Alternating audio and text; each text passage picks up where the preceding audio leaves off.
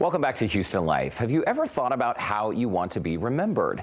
Many people are not comfortable discussing their final arrangements, but it is so important to plan ahead. Dignity Memorial offers a free online planning guide to help plan funerals and memorial services for loved ones.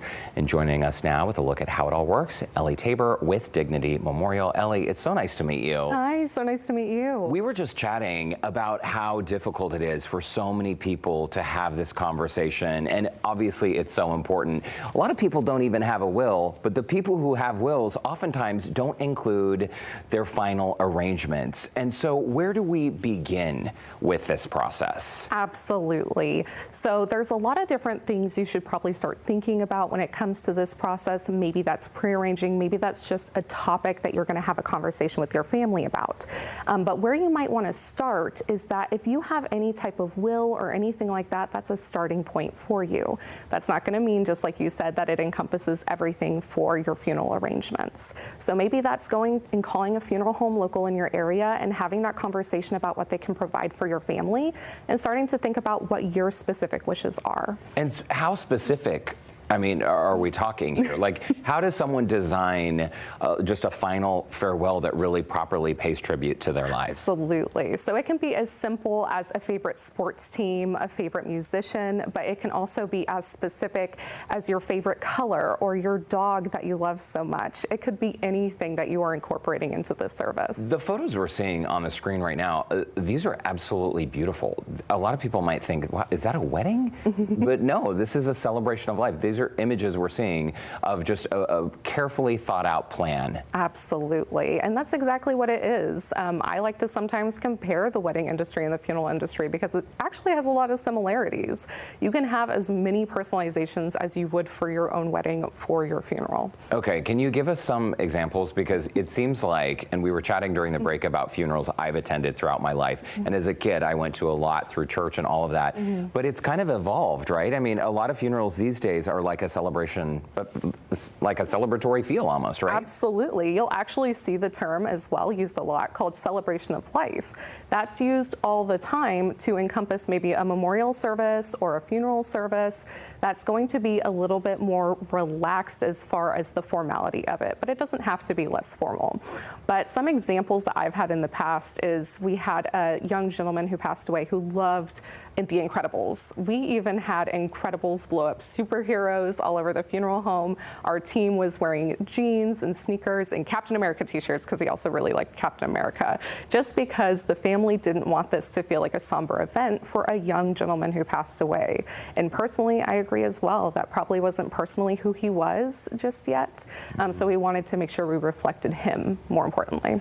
You encourage, Ellie, folks to document their wishes, essentially have a conversation with someone, write them down. And this is so important because families don't want to be, I mean, no one wants to be in a situation where they're guessing what their loved one would have wanted. Absolutely. So one of the things I run into a lot as a funeral director is sitting across the table with a family who has no idea what their mom would have wanted, or their grandma, or their friend, or their cousin. It could be anyone that you might have to plan for once the passing occurs.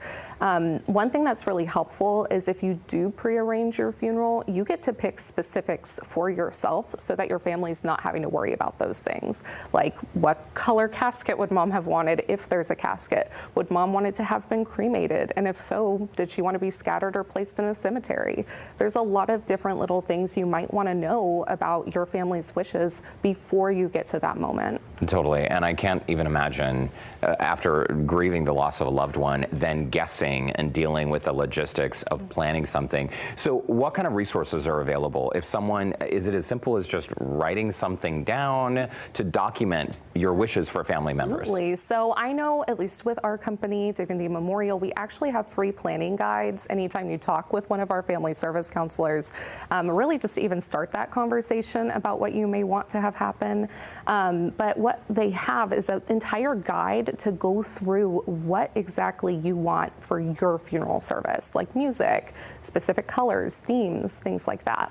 Okay, interesting. And so, again, a lot of people don't want to have this conversation, but families can actually schedule an appointment and come and meet with you. But you also have an open house. Absolutely. If you prefer to do just a group setting, maybe just less stress that way? Yeah, a little bit less intense of a situation. So we do actually have two really nice events coming up. We have our spring savings events coming up that are actually going to be in March. So the second weekend of March is going to be the VIP savings weekend, where you can get a really good discount on prearranging. But the third weekend, they're going to have a lot of open houses at different funeral homes and cemeteries throughout the Houston area. So you can just kind of come in, ask questions, and learn more. Okay, interesting. Is that something people just show up to? They register in advance? Yeah, so you can definitely, you're more than welcome to just show up.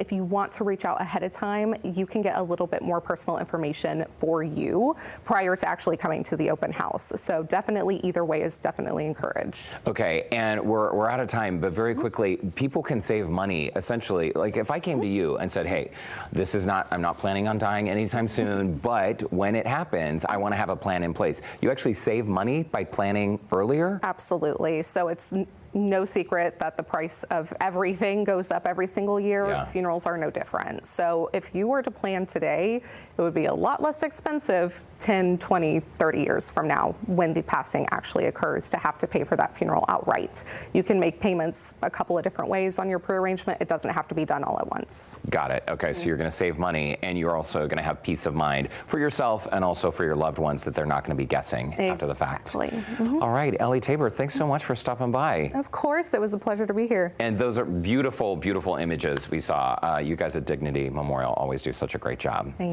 you. Thanks for We stopping by. appreciate In the meantime, Ellie mentioned the free planning guide online, so you can download it by visiting dignitymemorial.com/details. And don't go away. Houston Life will be right back.